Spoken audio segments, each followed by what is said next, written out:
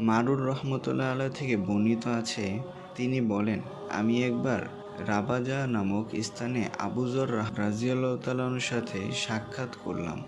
তখন তার পরনে ছিল একজোড়া কাপড়, লুঙ্গি ও চাদর, আর তার চাকরের পরনেও ছিল ঠিক একই ধরনের একজোড়া কাপড়। আমি তাকে এর সমতার কারণ জিজ্ঞাসা করলাম। তিনি বললেন, একবার আমি এক ব্যক্তিকে গালি দিয়েছিলাম এবং আমি তাকে তার মা সম্পর্কে লজ্জা দিয়েছিলাম।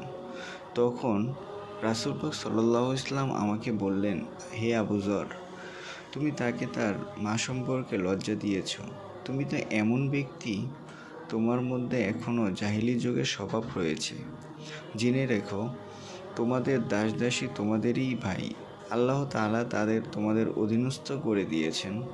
তাই যার ভাই তার অধীনে থাকবে, সে যেন নিজে যা খায় তাকে তাই খাওয়ায় এবং নিজে যা পড়ে তাকে তাই পড়ায়।